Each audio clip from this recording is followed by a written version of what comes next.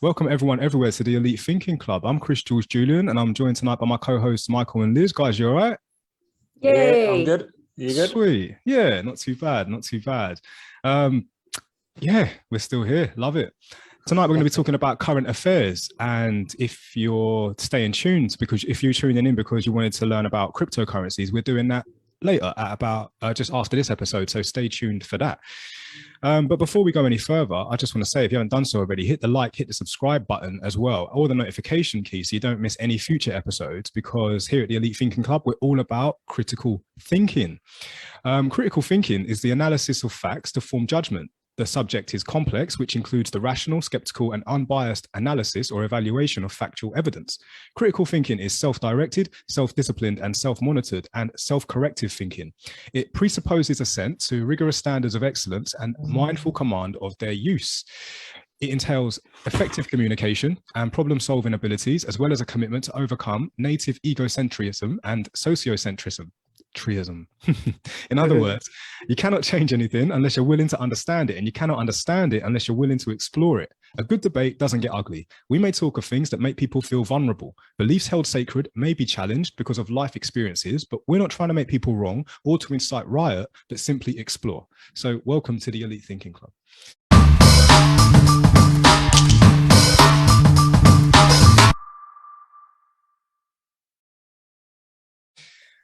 Going to give a massive shout out to all of our followers. You know, we're up to like 277 subscribers now on the YouTube. Oh, yeah. Coming up to like 430 on the Facebook. And just a quick insight as to what's moving on now. We are creating a Discord for our members. So if you are and want to be part of the Elite Thinking Club, you can be. You're a member, you know, get involved, join us on Discord, and yeah, message us. Let us have these conversations beyond the episodes, right? Liz, Michael, Yeah.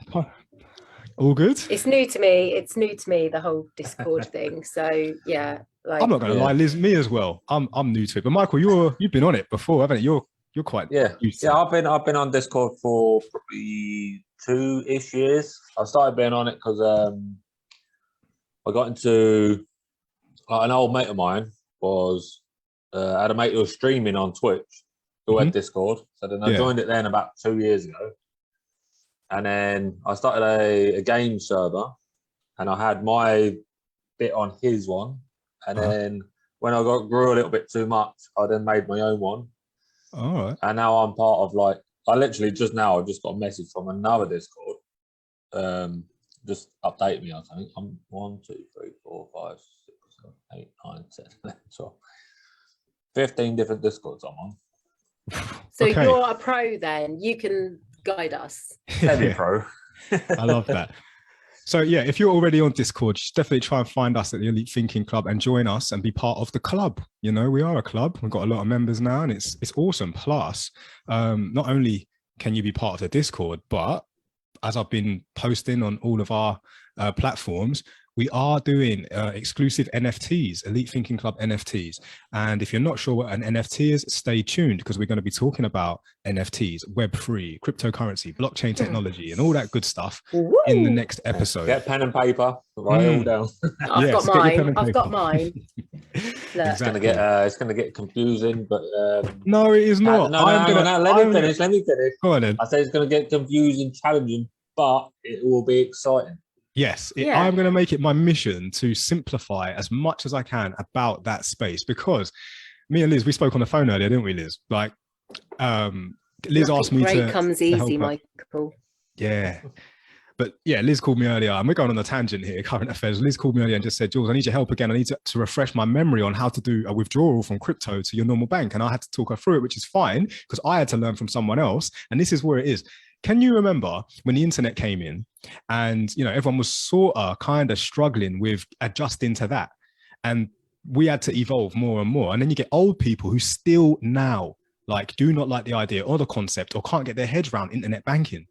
Now, I'm not saying that they're not smart. I'm just saying that old people really struggle to adjust. Now, a lot of people that are like cryptocurrency, all that way over my head, aren't you a little bit too old, young to be feeling that old? You're sounding like old people with internet banking. So I'm going to make it my mission to simplify it as easy as I can so that you don't get left in the old ages. You are still keeping up with the advancements of us as the human race and where we're moving forward. But that's for the next episode. So, and got a special guest for that episode as well. One of our viewers, he messaged in and said, Jules, I actually do crypto, would love to be on the show.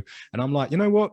Get on the show. NFTs have not been released yet. They're releasing in February. And yes, he has volunteered. So I'm like, wicked, get him on the show. But that's the next episode. This episode right now, we're going to be talking about current affairs. And Liz, you mentioned something to me and Michael, and I've never heard of it. What was it again? Poll shift. There was a whole... Yeah, so basically, a couple of my friends mentioned to me about this pole shift, and I joined this group on Facebook. It was like UK pole shift, and they basically told me about how it's to do with like the sea levels rising, and there's going to be like tsunamis and all these different like Mother Nature events that have been sort of, people have done charts and actually are able to see when things are shifting, because based on the weather, the sea levels, the magnetic fields, and basically I thought about it because my friends told me about it, and they said, look, we're going to have to, because of where we live, we're going to have to go more higher up if we're going to survive it when it happens. And I was like, hold on a minute, when's this happening? What's happening? You know, I need to make sure I've got my backpack and my chocolate and everything that I need to survive. Yeah, basically I went on to this group and I joined this group, and I was trying to kind of like fathom what was actually going on, and they're trying to find out what area you're in, and so that you can kind of link up with other people within your area that are aware of it. And basically they were saying certain dates on there, and they mentioned something to do with Madrid shift, and something happening, and it's happening at the end of this month. And there was also a thing listed on there about a tsunami happening this week or last week, and it actually did happen. Did you see on the news about that tsunami that hit? No, I mean, for me, yeah, there's been a tsunami. The only reason I know that it happened was because I was on this group, and they obviously posted it on there. Yeah. And basically, so the first one which they have worked out on the charts that was going to happen, that is the start of this pole shift, has happened. So now I'm like, oh my gosh, like I'm actually starting, I don't know too much about it, and I've got to research more of it myself. But basically, yeah, it's to do with the sea levels rising, and you know, basically more tsunamis, and sort of the earth shifting, which is creating obviously the tsunamis. And so what causes the water levels to rise? Because obviously there isn't more water getting poured into the earth from space, is there? We have the amount that we have, but what's causing the sea levels to rise? Like the melting ice caps, is that what everyone... Yeah, I'm guessing it's to do with, that's why it's called the pole shift, because I think it's obviously North Pole, South Pole. So yeah, so it obviously all has a ripple effect, you know, into the rest of so the ice wall is melting, is that what you're saying? For all of our flat earthers out there, including myself, the ice wall is melting. And I don't know if that's exactly what it is. They're also talking about the flipping, so the North Pole being the South Pole, South Pole, North Pole. But so it's to do with like the magnetic field flipping. Yeah, but if that happens, it's almost good night, because we need that to help the ozone layer. Birds won't be able to find their ways. And also, exactly. What does it say here? I was just trying to find the the tsunami magnetic field extends far into space and creates a protective bubble around the Earth, shielding the planet's surface from the hurricane of particles from the sun's solar wind and higher energy. So basically, if it does happen, we won't have a magnetic field, and then we'll dead anyway. So it doesn't matter. Well, Yeah, well, what is the Let's not worry outcome? about it. Try and survive. What's the outcome? Like, is it doomsday then? Is it when, like, you know, if this does happen, is it end of the world? Are we going to be wiped out? We need to get up higher if Right. you know, if you want a chance of survival. But the tsunami that happened this week was in Tonga, and the entire island's destroyed because of a volcano erupting, which caused the tsunami to happen. So yeah. But yeah, This is some scary shit. Like, I'm not even pretending. This is like, you know. I know. Okay, so I'm just trying to keep an eye on it, because I was, in all honesty, I had no idea about it, and a couple of friends kind of mentioned it to me. Then they told me to go onto this group, and I went onto this group, and I was like having a look on there, and there's a lot of people on there that know a lot, you know, and they've got all these different charts and all the different and you know, it's very informative. But also I kind of trying to get my head around it, because I'm not that way inclined, and I'm trying to work out, and I'm trying to educate myself on there. But equally, you know, there's people sort of talking about groups and talking about survival packs and what to pack, and you know, food shortages and all sorts. And I'm like, okay, am I like the only person on the earth that doesn't know about this pole shift? Like, No, does everybody you are not. know about it? And I'm like the only person. But then when I've mentioned it to a couple of other people, they're like, we have no idea what you're talking about. So I'm guessing there's just, you know, obviously a minority of people that are all tracking this situation, thankfully. But I'm just hoping that it's one of those things that just goes away and never happens. For real. Scientists are definitely aware of it, so don't worry about that. It's not just people. Scientists know about it. I know. And there's programs in place, because I did know about this. I just don't know enough in order to talk about it like 100%. But I know I've seen before, scientists are looking into it and they're trying to work out stuff. So it's just getting your head around it, really, and just kind of, I suppose, like anything, just being aware. And one thing's for sure, in us as like a human race, the concept of time, and you know, there's so many different generations that are in their own era, you know. So to flood the masses with this sort of information could cause panic, could cause you know, people would stop being, or just ignorance is bliss sometimes. Let the scientists who have to handle this and do what we've always done, and that is hope that someone else deals with the problem, because that is kind of like a cultural thing as well. There's not many people who will step up and say, I am going to fix this problem. Most people will be like, right, there's a problem, thanks for letting me know, someone else will deal with it. I know that's crude and straight to the point, but that's what I'm kind of noticing as I get older, and realizing, wow, you could care about something so much, and the information is all there. However, some people just literally will look at it and be like, yep, but there are people out there and they'll deal with it. Okay. All right. That's basically what I did. I looked into it and I was like, well, I can't do anything. So exactly. I just think sometimes it's just nice to just be aware, or even just to look into it, because I think it's good to just keep an open mind to stuff, just in case, you know. 100%. You see these things on movies, like with these, you know, people just walking down the street, and then suddenly a wave is coming through the city, you know, and all this water's like everywhere, and people are like scrambling up the building trying to be like Batman and climb up the building. And I just think that I never really believed, because you just see that as pretend and make believe because it's in the films, so you never actually think you will ever witness anything like that, or that you will ever be a part of anything like that. And then when I saw these videos of that tsunami in Tonga the other day, I was like, oh my gosh, you can actually see, you know, people, not actors, like actual real people on holiday, and they're running away from, they can see this event coming towards them, you know, this waves and stuff. And I'm like, I just don't know how. I just can't imagine. It.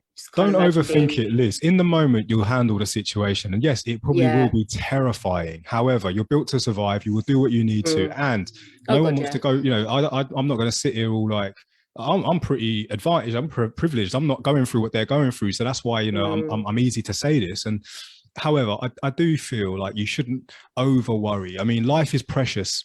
You know, Absolutely. we need to highlight that in this very moment, if that be the inevitable right now, if the pandemic didn't do it for you, I don't know what did. Because in that moment, when the global pandemic hit, I definitely started to reel off in my mind all the people I love and care about. And I'm like, shit, I've got to make sure that I let them know. So it's something at least to highlight just how precious life is. And, you know, we should be to live in the remembering moment every day, to love those who are close. Live every day as if it is your last. We should. Wow, I don't know about that. Yeah. You get into so much debt. and also, if you had to live every day as if it was your last, you'd probably get locked up by tomorrow. Especially me. If I knew it was my last day, I would. I'd be in prison outside tomorrow. Tom Hardy's house. Well, I'd be inside Tom Hardy's house. I wouldn't be outside. Yeah, why would you be outside on the last day? Yeah, I know. Well, I'll be smashing my way in first. No, take that bit out.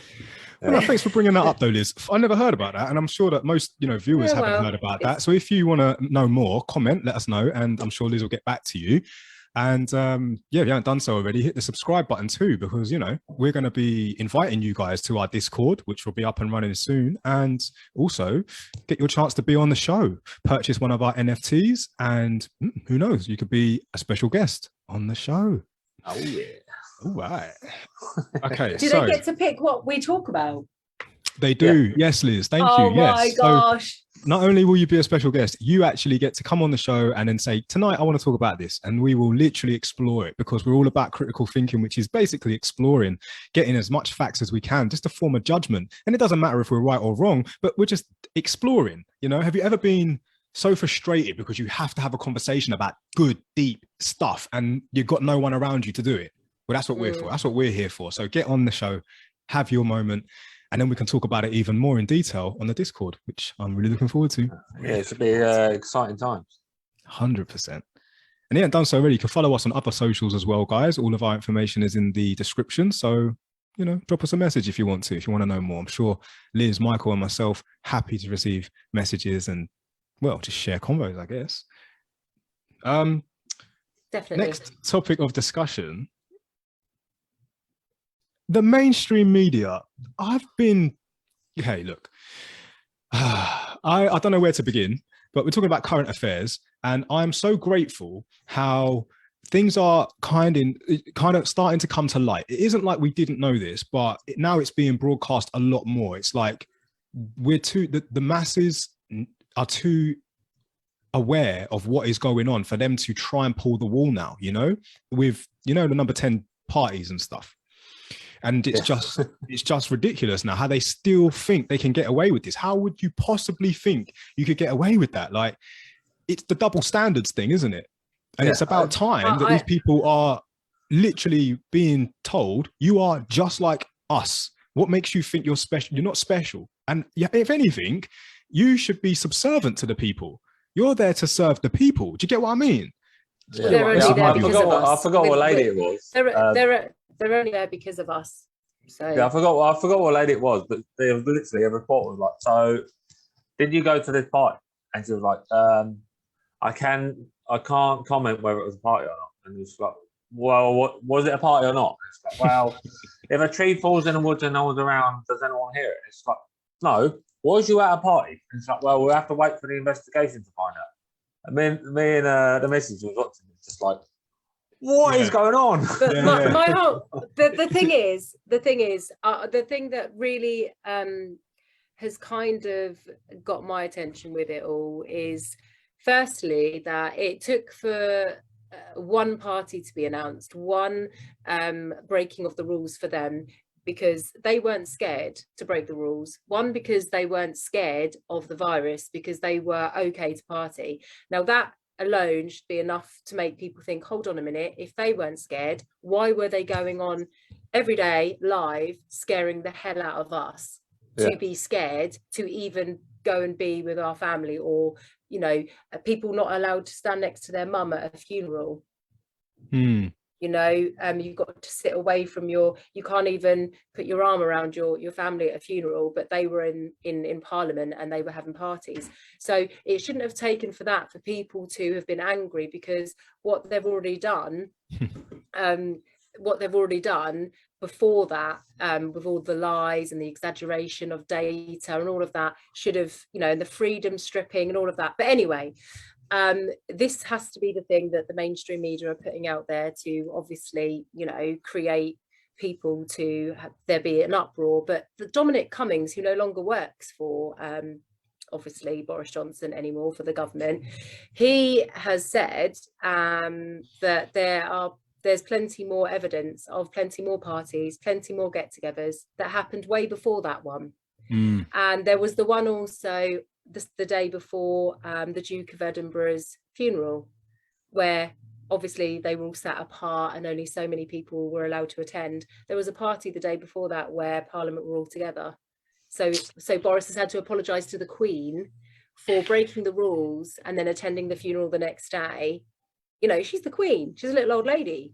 What's he doing? Like, if we're not allowed to mix and then go and see our granny, what's he doing mixing and then going off and being in the same vicinity as the Queen, who's in her 90s and at risk? And you know, for real. And the thing anyway, is, it's because people aren't keeping tabs on him.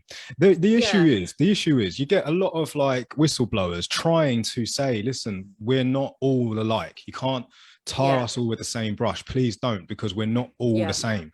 Some of us are actually trying to do our duties as, you know, members of Parliament. And then there's just those who are taking the piss, taking liberties, and it's double standards basically. And they think they're untouchable simply because no one's actually challenging them. Whereas now, I think the people have had enough. I think the threshold's been met, and it's like, right, we need to start holding these people accountable. We need to start bringing factual evidence, start shutting them down. And like I said this in a previous episode about the police, you are not my enemy.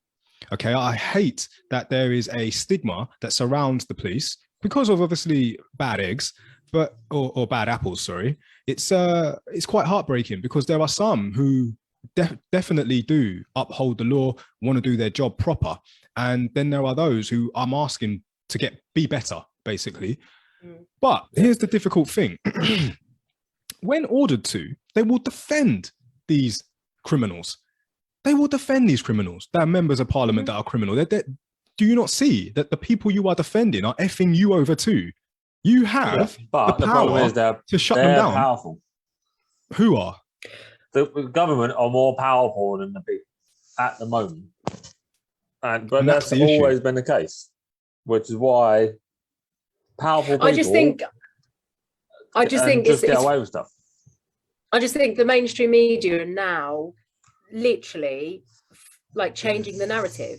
Like they're no longer, instead of pushing it and following it and, you know, being all for it, they're now suddenly, I'm seeing more and more where they're stating the truth about the data exaggeration, the truth about the lies within Parliament, the parties within Parliament. You know, I've seen a lot more where in the MSM they are showing like the truth about the efficiency of the vaccinations. So, which I'm very surprised at, because they have been so the opposite. So I'm very surprised that they've suddenly done a U-turn, and I'm just a little bit suspicious of that. Me too. I was going to say that. Yes, I'm very suspicious of it, but I'm a little bit like, I kind of feel like there's been a mass awakening. There's definitely been a mass awakening. I don't think they expected as much of an awakening as there has been. And I just feel a little bit like now the MSM are starting to realise with, you know, this police investigation that has been logged, you know, against the government with regards to the crimes against humanity in relation to the vaccination programme. I just feel like, oh, now the MSM have changed their tune, because do they not want to be complicit to crimes against humanity? And they played a massive part in it. So yeah, I mean, it's almost like you're singing when you're winning, and when the kingpin gets taken down, it's like, fuck, we need to protect our asses. You know what I mean? I kind of think that it's because they're saying it now. I kind of think, what are they now hiding? Because they don't ever change their tune on something, and they just go, no, this is happening, and then just carry on. Like we were talking about last week, Carl Rittenhouse, how some of them, some media is still pushing the bullshit that they started before, even though the court ruled against it. Even though it come out factually wrong, they still are pushing bullshit. So it's just like, so the fact that now the media is saying about that they've been wrong and all this other stuff is making me then think, so what are we hiding? So we're looking at this going, oh, actually, yeah. But what is over here? And I saw, oh, sorry. So for those that don't know what we're talking about, Carl Rittenhouse, we did an episode on it. It's about a guy from America, white boy, who was painted by the media as a white supremacist who went to a Black Lives Matter protest and killed 3 people. Now, he wasn't a white supremacist and he did kill 3 people. However, it was all in self-defense, and it was 2 people, injured 1, and it was all in self-defense. And even though it was a Black Lives Matter concert, the actual guys he shot were white. But the media were very good at trying to, I don't know, sell papers, if you will. Yes, and cause uproar, which we at the Elite Thinking Club always talk about. But if you haven't done so already, you should watch that episode. And if you've been watching this episode so far and you haven't done so already, you should hit the subscribe button and follow button, because obviously you're part of the club. And comment, let us know what you think about this. Go ahead, Liz, what was you saying? Yeah, I was just going to say, in relation to what Michael said, with regards to MSM, I saw last night on GB News that presenter Dan Wootton, he did a live coverage of the ONS, the Office of National Statistics.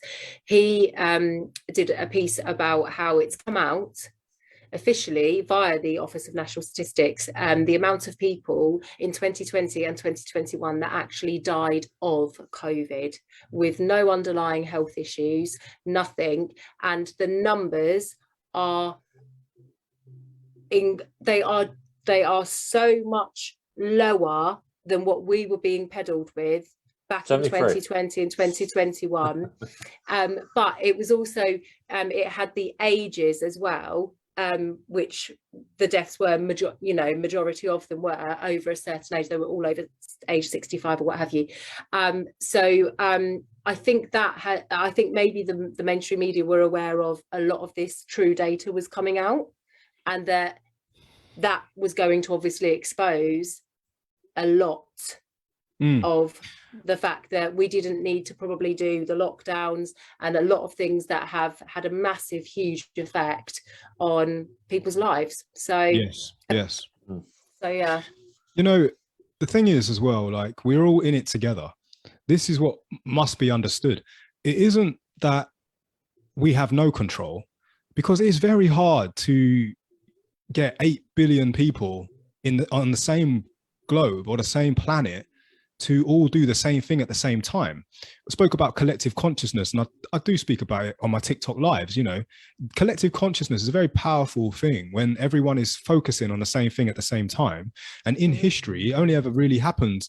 It's like remarkable if it happens. I mean, I think when Princess Diana died, that had a big effect on collective consciousness. Everyone everywhere kind of stopped what they were doing, and it was just mainstream news everywhere. Everyone was watching the TV or focusing on this one thing.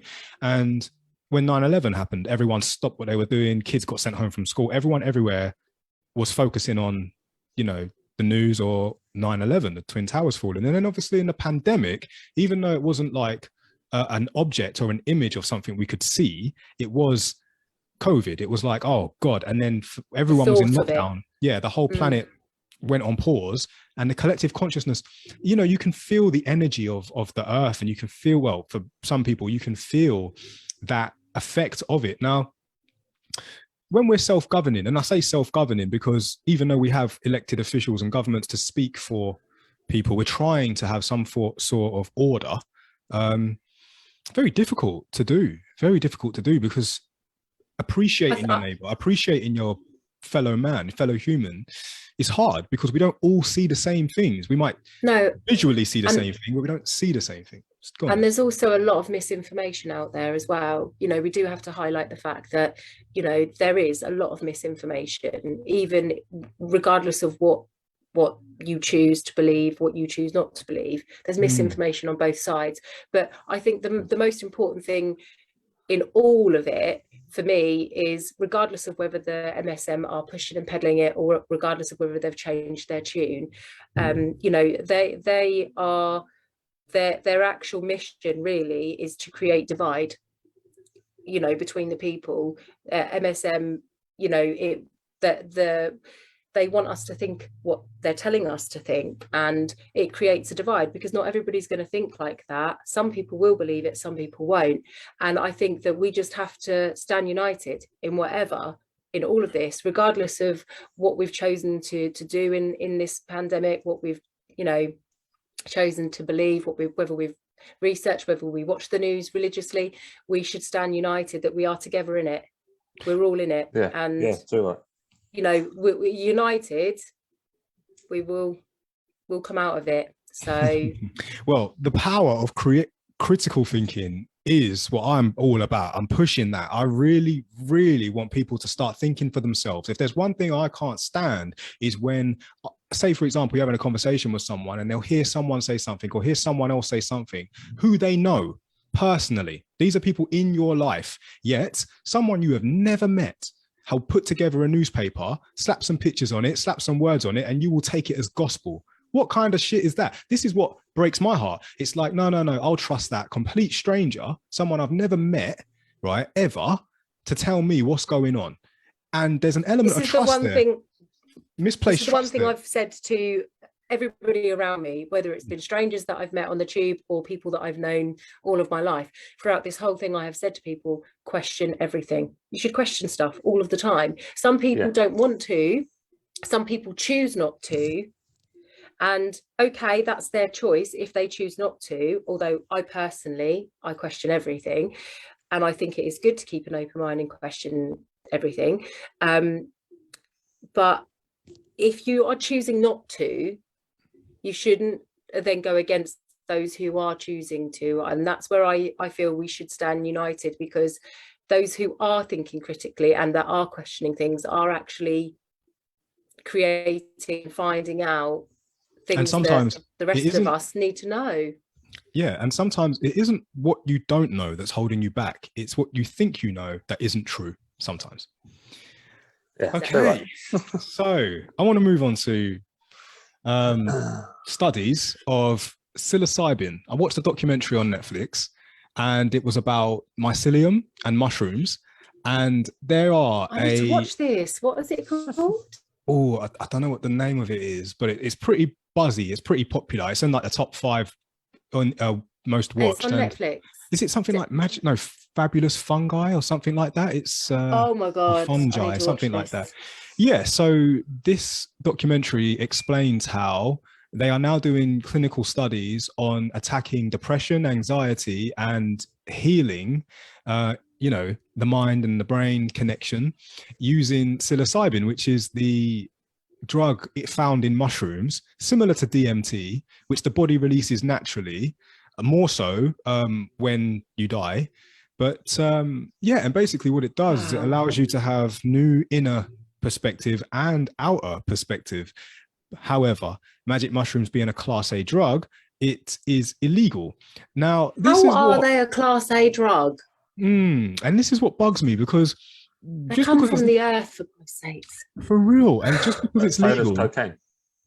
Yeah, but just because it's legal or illegal, or just because it's legal doesn't make it right. We've been through in history a lot of things that were legal, but we know now are wrong. Are wrong. So yeah. Very happy that they are studying psilocybin, because I think it could cure a lot of things. And if you hadn't done so, you should definitely Google, or not just Google, do search for the stoned ape theory by, I think it's something McKenna. He talks about how if it wasn't for magic mushrooms, we wouldn't actually be here. Like, we have evolved from apes, and where we took that evolutionary jump from brute strength to cognitive strength was due to our ancestors eating these magic mushrooms and having visuals and new neuron pathways being built, and having visions of things to create things. And I remember you mentioning this before. I need to look into this. Yeah, 100%. And now they're finding studies of the drug itself, psilocybin, to have massive effects on anxiety and depression and mental, you know, ability to create. You know, we get very, very creative. And yeah, just something I found. So if you haven't done so, yeah, definitely check out that documentary on Netflix. In and all do a bit more honesty, searching on it. it's something that years ago I actually found quite scary, the thought of doing. Going on a trip. However, the more and more I've kind of been hearing about it, and just different things that we've discussed, and you know, I've discussed with some of my other friends, I am so interested in this. I really am. I want to explain, like, what I was getting at was about how it isn't what you don't know that's holding you back. It's what you think you know that isn't true. So let's talk about, you know, the stigma that surrounds psychedelic trips and the stigma that surrounds drugs. And this is the heartbreaking thing. If you ask anyone, like, you know, about their experiences, chances are they're going to say it was awesome, really, really mind-opening and definitely life-changing. Then it's illegal. However, you are allowed to consume alcohol to whatever degree you want. You can give yourself alcohol poisoning, perfectly legal. And it's like, how is this thing legal? Because you ask people who consume alcohol, you know, why do you do it? Because it is a drug. Let's get it right. It's mind-altering and you consume it. Why do you do it? And they will give you a list of all the good reasons to justify it. And it's legal, so it's fine. Whereas it's like, okay, think for yourself. I think everything that gets the government money is legal. Like I was talking the other day, so it's a little bit the same, a little bit not. It's like you know, like electric scooters. Mm-hmm. So you can buy an electric scooter, which costs around about 200 quid. But if you get caught riding it, you then get it taken off you, which they will then sell it, and then you get fined and then pointed. So then, because you got points on your driving license, you then have to pay more insurance on your car, which they get more money. So the only way around it is to get insurance, tax, MOT for the electric scooter, which again, more money. So I come to the conclusion the other day on the way back from Hertfordshire that is why it is. It's literally, they're doing it because they knew everybody's going to buy them for like Christmas time. So now they're like, well, we're going to fucking ban them and then get loads of money out of it. So it seems to be everything that we have is all the end game of getting money for nothing. I have to be critical about that, Michael. Isn't it a matter of safety? Like these electric scooters, they can gain some speed, can't they? They can, but so can cars, but then so can bicycles. You can have an electric bicycle and you don't need any of this stuff for it. But, I mean, they were released a while ago and nothing happened like this. And then because a couple of people got hurt on them, that's what they blamed on. So some fucking idiots couldn't ride them. And now there's an issue. Yeah, I wanted to get one. I wanted to buy one so I could use that. I mean, if you think about it, I currently drive my 3.5 litre motor to work. So if I could ride a little scooter instead, it'd be so much more economical. But because I have to jump through hoops to get a scooter, I still drive my motor. Maybe it should be, if you have an electric scooter which is capable of doing high speeds, you use the bike lane, and it should have a license plate to show that you're paying tax to use the road, and also have a license to show that you're road aware. Like that's why we have these things in place. I'm just being critical here. It isn't so much that they banned it because they want to make money. Wow, it's more they that are making a lot of money. Well, yeah, you have made a lot of money, but it's more that also like the electric scooters that kids have. Exactly. Yeah, this is the point I'm making. Really? Not allowed them. Oh my gosh! Like you can't really fine and give points to kids, though, can you? Well, when you buy them online, it literally says it on it. These are for private land only. How would you feel if it wasn't the electric scooter, but those electric segways, you know, the 2-wheel ones where you lean forward and they go forward and they got big wheels for off-road. I mean, how would you feel if they were all over the roads? and you're a car driver, do you get frustrated when a cyclist is on the road? Well, yeah, cyclists are normally, because I used to drive in London. The cyclists in London are I know what it's like. Personally, it depends on the cyclist. I mean, if they're really hogging the road and they're really taking the piss, I will get frustrated, because that's just me being honest. I'm only human as well as them, but I do understand they are human. Plus, I'm not a cyclist, so I don't actually know what they're experiencing. It must be very scary to have vehicles driving past you at ridiculous speed sometimes. But at the same time, running and cycling, and I see both sides. I see it from both perspectives. Driving London. But when I'm running on the country roads, I have to jump up on the verge sometimes, but otherwise I would get hit, because some people do drive crazy on the country roads. But it's my choice that I've gone out on the road. So, you know, I can't really moan too much if I'm having to jump up. But can you imagine if there was like 40 scooters trying to get past cyclists, and then vehicles trying to get past those cyclists and those scooters? It would just be chaos. It would just be chaos.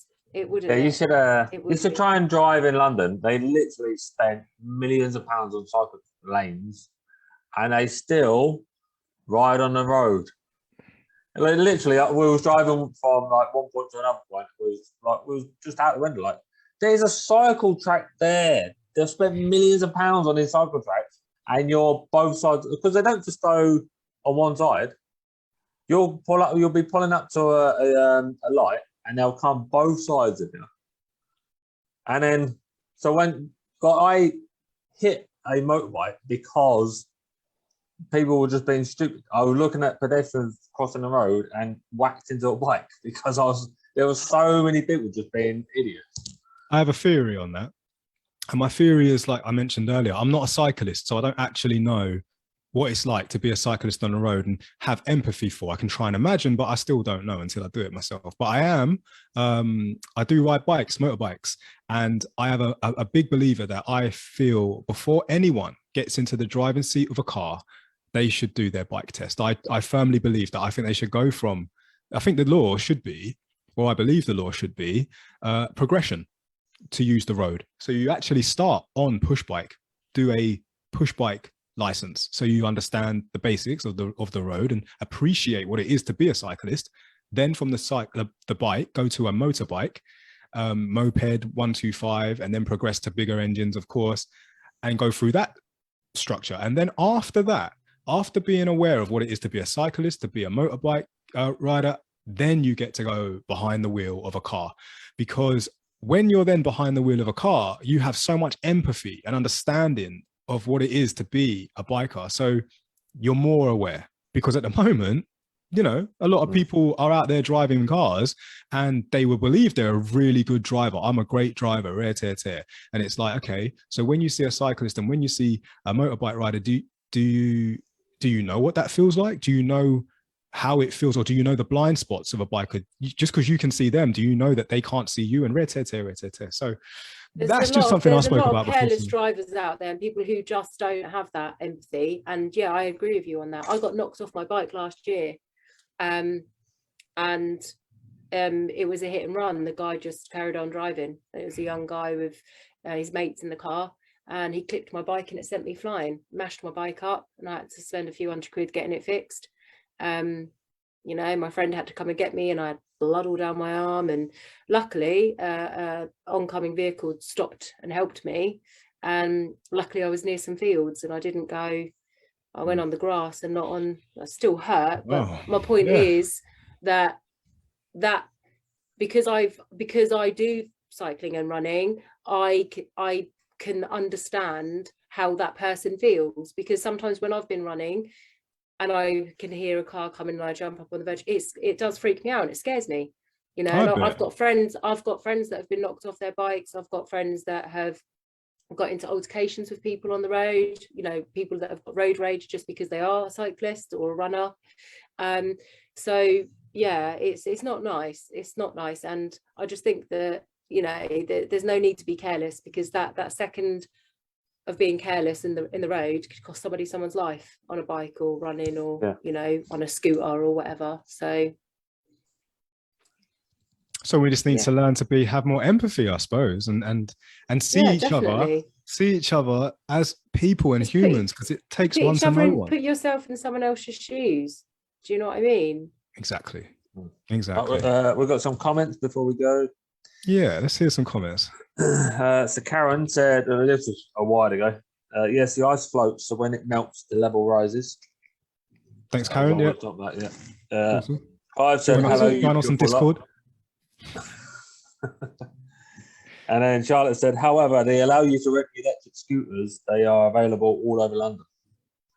Oh, what are they like not the Boris bike, but they are the electric? Yeah, like the scooters? electric scooters. You're allowed to rent. Is that because they're the government's making de-restricted? Money. But is it because they're de-restricted and regulated? Well, they're regulated, and they only go. I think they only go like 11 miles an hour or something. But yeah, I mean, it is a little bit weird though. That like when they're making money out of it, it's good. The point being, if you're going 30 miles an hour or 40 miles an hour, 50 miles an hour, and I know this is definitely a counter argument against motorbikes, because I have this argument not argument, but I have this observation all the time. When I'm on my bike and I'm going like, 70, 80, it no seatbelt. You know what I mean? It is what it is. I'm exposed to the elements. I could just come off at any time. In a car, it's like law is put your seatbelt on, rear tear. On a scooter, it's the same. If they're going more than 11 miles an hour and you come off one of them, it's like, all right, it's your own risk. It's like riding a bike. But the thing is, the difference on a bike is I've done a test to prove that I can actually ride this bike at those speeds and be okay, be safe, right? On a scooter, you're just getting on it and going for it. We have to try and minimize. Yeah, or regulate a little bit more. I agree. And then make them all so they only go X amount of miles per hour. If they go over that, you get fined for editing it. Appreciate the comments, guys. Really, really do. Is there any more, Michael? No, that's it. No problem. Well, that was awesome. I mean, covered a lot of things there. And if you're just tuning in, we're staying on, by the way. We'll be back in about 15 minutes to talk about cryptocurrencies, NFTs, Web3, blockchain technology, all of that good stuff. So definitely stay tuned for that if you really don't know anything about it, because we're going to try and simplify it, really give you like an intro to all of it and help you understand, because we are evolving to that. And we are the Elite Thinking Club as well. So it's a podcast dedicated to critical thinking. So if you haven't done so already and you've watched the episode so far, hit the subscribe button, follow us for more, and look forward to the future, because we are having a Discord created where we as a community can actually expand on these conversations and talk more. So myself, Michael, and Liz will be there interacting with you throughout the day if you want to. And yeah, I think that's it, really. Yeah, I Michael, mean, that makes it a bit more exciting for me. The fact that we can actually, I mean, YouTube, you can do it, but you have to actually I personally have to actively go on YouTube and then change my account. Yeah, and all this same. Stuff. So I on miss Discord, a lot of the comments on there as well. Yeah, on Discord, you can directly message one of us and we can answer you pretty quickly. Yeah, or the club. Yeah. You are actually a member of the club. Like, it is a big community of elite thinking club. It's the critical thinkers club, if you will. So, Michael, Liz, is there anything else you want to add to this episode?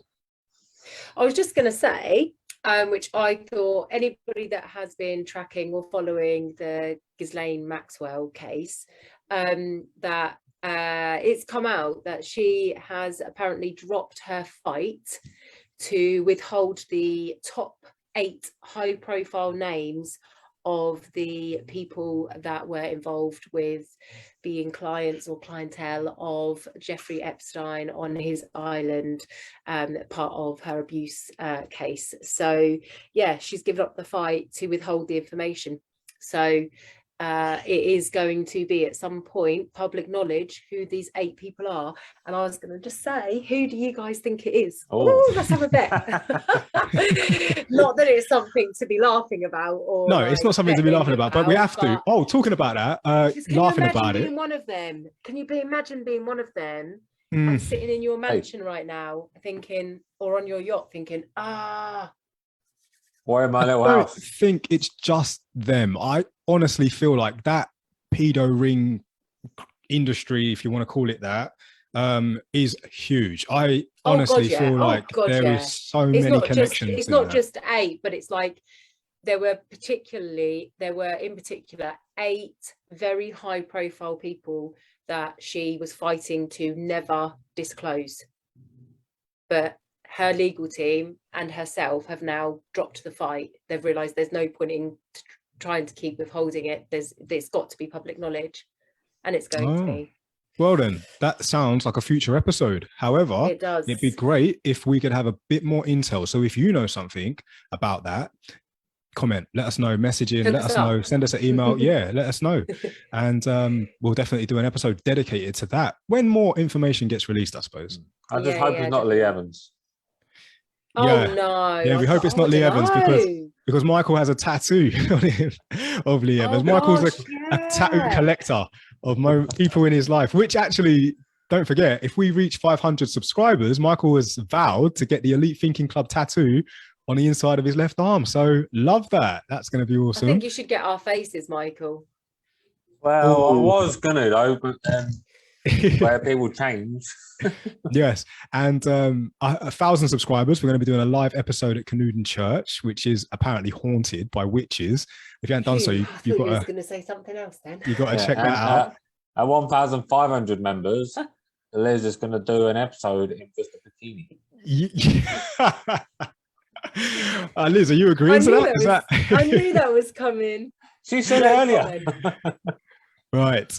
Let's achieve the first two first, and then we'll have a conversation about it. Definitely get it. We're going to have a really active tomorrow. It episode. ranks up to 1,500. I'm not going to be happy, Michael. It's going to be a really active episode that day. I love that. I love that. Okay. Well, guys, is there anything else? That's all I'm going to say because it's lovely freezing right now. I love that. Guys, thank you so much for watching. And we will be back in about 15 minutes to do the next episode. We're talking about NFTs, crypto, Web3, blockchain technology and all that. And we have got a guest on the show, one of the viewers. So yeah, if you want to learn more about that, be there for that. Liz, Michael, thank you guys. Unless it's YouTube and then it's next week. Yeah, unless of course it's on YouTube and we'll upload it next week. But Liz, Michael, thank you so much for joining tonight. Appreciate you guys as always. Thank you. So for me and the team, everyone everywhere, peace and love.